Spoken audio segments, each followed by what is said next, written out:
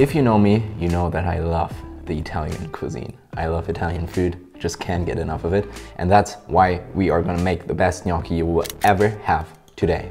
We're not gonna use potatoes in our gnocchi at all. What we are gonna do is using ricotta, some sort of cheese, if you've heard of it. I hope you have, because it's darn good. And we're gonna use ricotta to make our gnocchi from scratch. And this is one of the easiest ways to get an authentic Italian flavor back to you at home in the kitchen.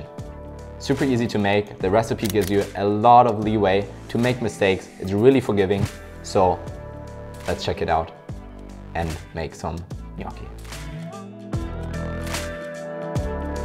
For this recipe, we only need 5 ingredients. That's how simple it is. First of all, you need some flour. If you manage to get some special pasta flour, in German it's called Nudelmehl or Spätzlemehl. Anywhere else in the world you might find something that is similar in texture to semola, so it's a bit more finely textured than normal flour. That's going to really help with the dough and how easy it is to work with, but any normal flour will also do just fine. We need, of course, some ricotta. That is going to be the main ingredient of this dough. Any ricotta you can get in the supermarket will also do just fine. Next, we need some eggs as well. And then there's 2 more ingredients. First of all, we need some Parmesan cheese, or in this case, grana padano. Didn't have anything else at home, but that will do just fine. And then lastly, we need some salt. Where is it? I don't have it here. This recipe serves 6 people, so of course feel free to do some math depending on your needs. We're going to start by draining 750 grams of ricotta using a strainer. And no, this step is not mandatory, you're free to just skip it for more convenience. Next, we are going to place all of the drained ricotta in a bowl and add 450 grams of flour, as well as 3 perfect little egg yolks. Lastly, add 6 tablespoons of your Parmesan cheese and 3 pinches of salt. Please don't forget about the salt like I almost did. Once all the ingredients are tucked up together nice and cozy, it is time to blend and rip them into a beautiful dough. You can use your hands, a fork or a mixer, depending on the level of the workout you desire. After 2 minutes or once everything looks uniform, you're done mixing and the dough should have a moist and sticky texture.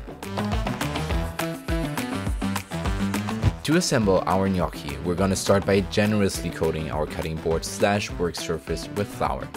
Taking a handful at a time, carefully form the dough into a long and thin sausage by rolling it in between your hands. This process is gonna be a bit messy because of the stickiness of the dough, so feel free to recoat your hands and surface with flour if needed. While you can cut up your gnocchi in all different kinds of sizes, I find that aiming for the thickness of a pencil, maybe a bit thicker, and then cutting the gnocchi into 1.5 centimeter long pieces works best. They'll easily fit in your mouth and look cute as well. In the meantime, you can already start boiling your water, especially if you're using a really slow gas stove like me. Don't forget to salt your water, this is important. Once your dough sausage is all cut up, place the gnocchi pieces on a plate on the side. Again, use flour generously to avoid them sticking to the plate, and also you don't want to crowd the gnocchi together too much for the same reason. This is going to save you a lot of hassle. Repeat the process with the rest of the dough. Now comes the easy part. Once your salty water is boiling, take 1 or 2 of your gnocchi plates at a time and plop them in. That's it. So simple, so good. The gnocchi are done as soon as they float on the surface of the water. Take them out with your strainer and place them in a bowl or casserole. Voila!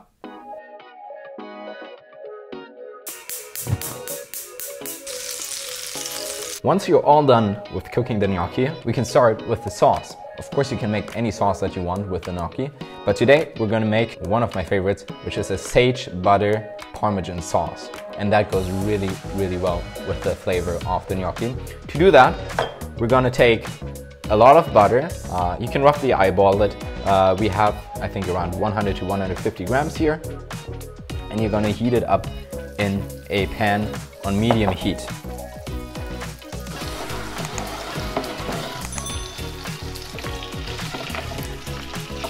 As soon as the butter is almost completely melted, we can add some of our boiling water from before. So don't forget to take out at least 1 or 2 cups, or equivalently around 12 tablespoons of boiled gnocchi water. The starch in the water is going to make our sauce deliciously smooth and creamy in the end. As you can see, we also add 12 tablespoons of our grated Parmesan cheese at this point. Finally, and most importantly, to get a unique flavor, we're gonna add a handful of sage leaves. After letting the sauce simmer for 2 minutes, we'll put everything together by placing the gnocchi in the pan. We will let everything simmer again for 5 minutes, or until we achieve a buttery, creamy texture. That's it.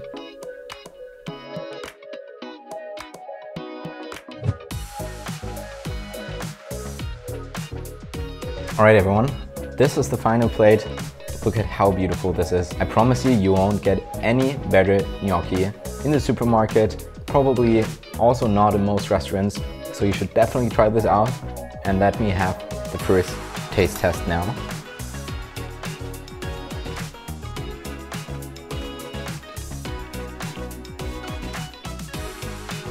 It's just amazing, like it is always. The gnocchi have a really nice texture. They're not too soft, but also not too firm. It's just a perfect consistency. Pairs really nice with the sage sauce. Really recommend trying that out. The butter gives a really nice extra flavor to it.